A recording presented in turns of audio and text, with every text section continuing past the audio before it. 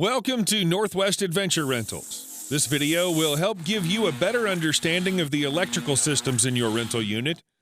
By the end of this video, you should have a good understanding of how the electrical systems work, understand the differences between 12 volt and 110 volt, and how to appropriately manage your power use while out on your adventure. Thanks for watching.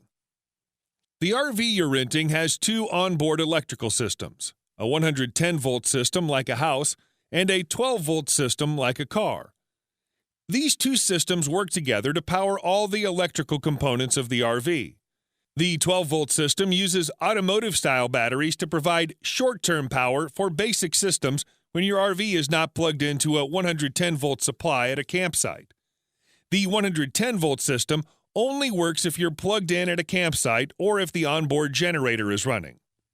This system provides the extra power needed for major appliances that consume more power. This system also converts power to charge the 12-volt batteries when plugged in at the campsite or when the generator is running.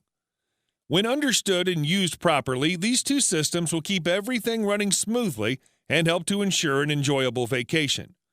For the best rental experience, we recommend planning ahead and always reserving a campsite with a 110-volt supply.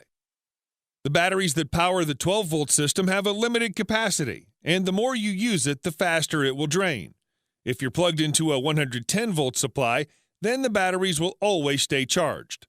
When the RV is not connected to a 110-volt supply, proper battery management is critical to an enjoyable vacation.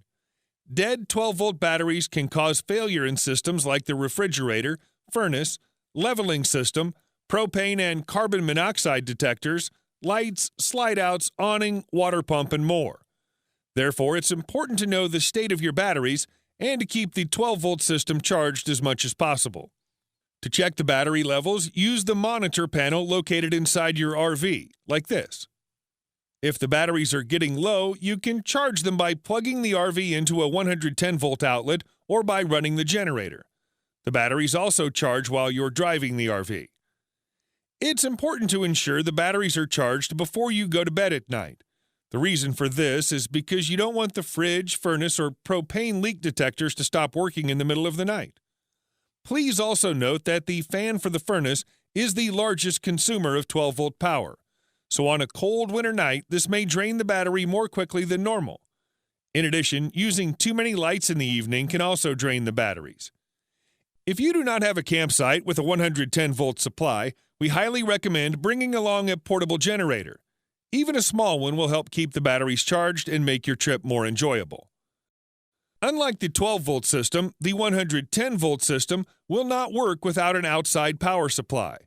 The 110-volt system powers the television, air conditioner, microwave, and of course the household-style 110-volt outlets. This means that these systems will not work while you're driving unless you have the generator running. We'll talk more about the generator in a bit.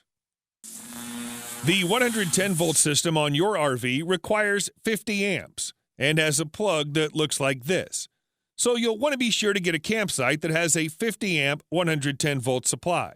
We do provide a 30-amp adapter that looks like this that'll allow you to plug into a 30-amp supply, but you'll only be able to run one AC unit with limited other electrical usage. We strongly recommend you ensure that you have a campsite with a 50-amp supply. Once at your campsite, plug into the 50-amp outlet. Then be sure to turn on the circuit breaker at the campsite plug-in. You can verify the power is properly connected by looking at the microwave. If the clock is on, you have 110-volt power. The onboard generator on your RV uses a gasoline engine to generate 110-volt electrical current for use by the 110-volt system on your RV for situations when you're not plugged into an outside 110-volt supply. It's important to note that you get 1 free hour of generator use per rental day. So, for example, on a 5-day rental, you'd have 5 free hours of generator time. After that, you'd pay $5 per additional hour. Generators are not meant to run 24/7. Rather, you should run them as needed to power the 110-volt appliance you wish to use or to charge the batteries. Then turn it off to minimize cost. The generator in your RV runs on gas and draws from the same fuel tank as the RV engine. So running the generator too much will reduce the available fuel in your tank. This generator will typically burn about 1 gallon per hour at half load. If your fuel tank drops below 1/4 full, the generator will shut off to conserve fuel and prevent you from being stranded with an empty fuel tank. To start the generator, locate the Start-Stop switch located on the control panel. It looks like this. Press Start and hold until the generator starts. If it doesn't start after 10 seconds, release the button and wait 30 seconds before trying again. To turn the generator off, simply press the Off switch here. Finally, here are a couple of helpful tips before we wrap things up. Too many RVs at a campsite may reduce available power, which can cause some appliances or outlets not to work as they should. Also, if you have devices such as a CPAP machine that must run overnight, it's critical that you have a 110-volt connection, so please plan accordingly. Now you know how the electrical systems work and how to effectively manage the power for your RV rental. Be sure to watch all the videos in the list for your rental unit, and we'll look forward to sending you out on your next adventure. We'll see you soon.